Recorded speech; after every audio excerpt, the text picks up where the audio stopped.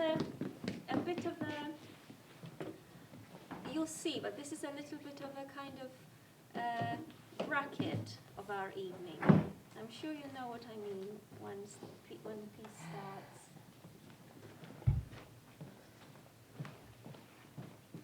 More interesting objects materialize.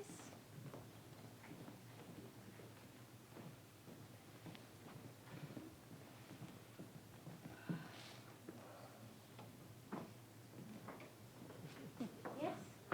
Okay. So with no further ado, I give you Selina Mara with Days on the Dongas.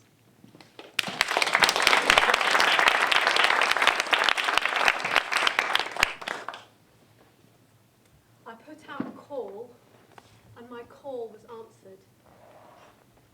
I was 21 and at university in Sheffield, and I was yearning for something more than the mundane normality of student life. I could feel it in my veins that there was some magic out there waiting to be discovered. I hungered for a deeper dimension to life. And as I sat there upstairs in the terraced house, looking out through the window at the higgledy-piggledy back gardens, I saw before me a humming, glowing green path beckoning me on. And I felt out for the strands that would weave together into me and onto this path.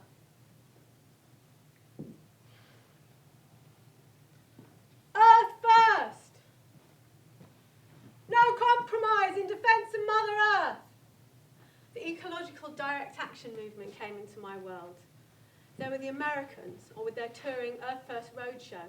Me and my friends in the student green group hired a hall and invited them to come and put their presentation. Lots of people came to hear it. They were telling us about people in the States who were living up trees to protect them from being cut down, and monkey wrenching, all sorts of creative techniques for hindering the machinery, such as opening the lids of the petrol tanks and pouring sugar in. It stopped the engines working. They showed us the empowerment film. 3 minutes of beautiful, spectacular, wild nature from all over the globe. Rainforests, rivers, seas, coral reefs, wild animals. 3 minutes of horrific planetary destruction, chainsaws being taken to rainforest, charred earth, decimation. And 3 minutes of people from all around the planet standing up, rising up, coming together, marching, demonstrating, taking action, putting their lives on the line for what they believed in. We were fired up. And then suddenly, all around the country, this country, there were Earth First actions springing up. I went to as many of them as I could get to. Tilbury docks, Liverpool docks. We were there stopping rainforest timber being unloaded from Indonesia. There was Jesmond Dean and the tree sit. There was the M11.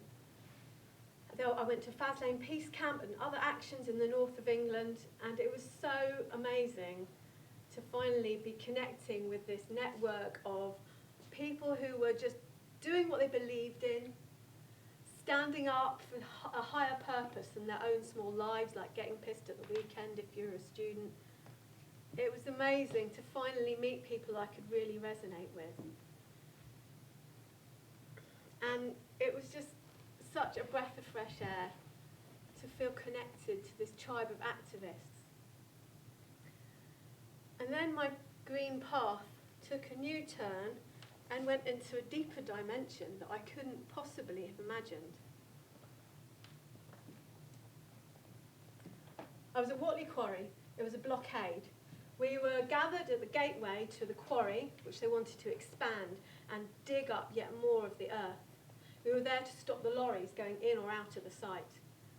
There was a motley crew of protesters in ragged, colourful clothes, boots and beards and plaits and dreads, just having a good time, but doing what they believe in at the same time. And there was one cluster of people who caught my eye.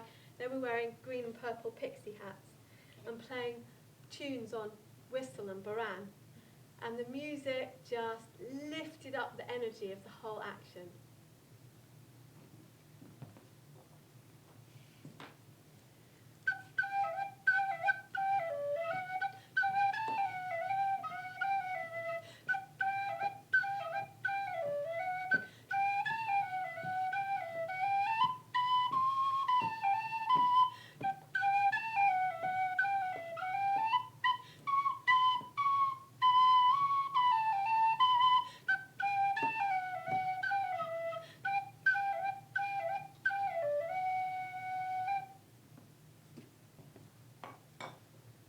That night, most of us camped nearby in Mells, in the green glades of Mells in the Mendip Hills.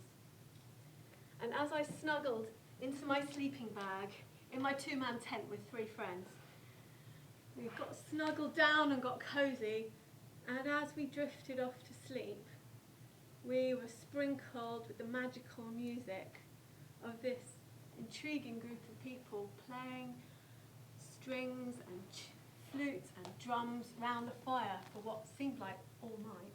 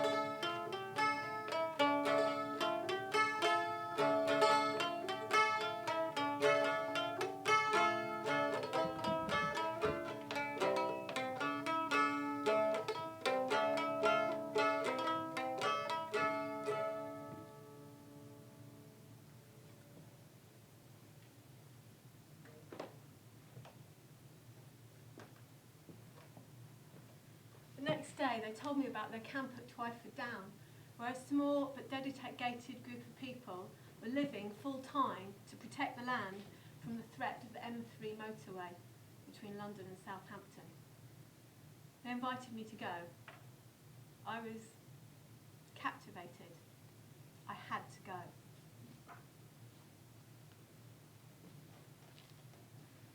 So there I was, just outside Winchester in Hampshire, at the foot of a hill, and there were thick clusters of blackthorn and hawthorn bushes dotted around.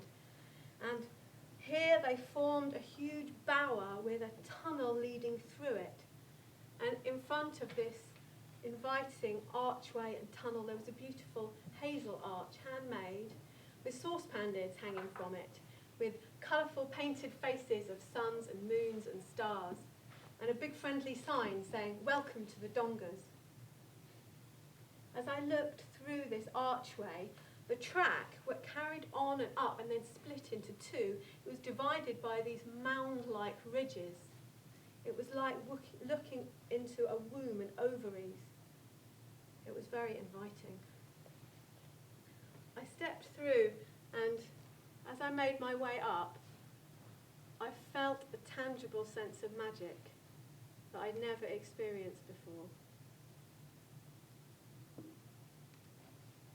The Dongas was a Matabele word meaning ancient trackway, and it was given to this piece of land, these ancient ditches and gullies and ridges, by local archaeologists in the 1950s who'd been to Africa and visited the original Dongas. So I followed one of the tracks up into the light and out into the open spaces. Wow. Wow. Hi. Hi. Yeah, I met some of you at Watley Quarry. I'm Selina. Hiya. So you've been living here for, what, months? Wow. And what's that? A bender? Oh, it's gorgeous. Can I come in? Thanks. Oh, it's so cosy in here. It's like a tent, but more natural. And you wove it with these hazel poles. It's so beautiful. And pallets to lie on, good idea. Yeah, I'm cold. Oh, I'd love to go to the fire. Hi. Oh, nice fire. Yeah, I'd love a cup of tea. Thanks. And then Steph told me that local people had been campaigning for 20 years to try and stop this road, but it had finally been given the go-ahead. And there was already machinery digging up the water meadows by the beautiful River Itchen at the far end of the down. But Steph and his friends and some other Earth Firsters had felt drawn to come to this place and camp there to stop the destruction. Steph, who was stocky and dark, told me, some people say we can't stop the road, but this beautiful place ain't been destroyed yet. So we're here to be with it and to protect it and to stop the road. The certainty with which he said it and the confidence and groundedness in the way he spoke was very moving, and it felt so right.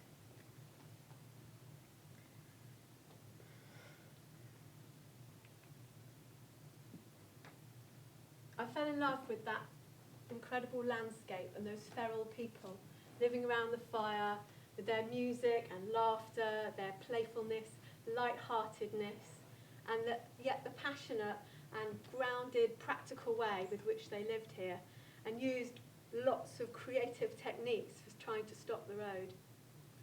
There was Sam and Steph, Heather, Fraggle, Alex, Busker Paul and the Brothers Grimm, Howie, Ingrid, the two Doms, Becky Lush, Silent Simon and Curly Adam, loads more. And they were always laughing. Busker Paul wrote a song about those times.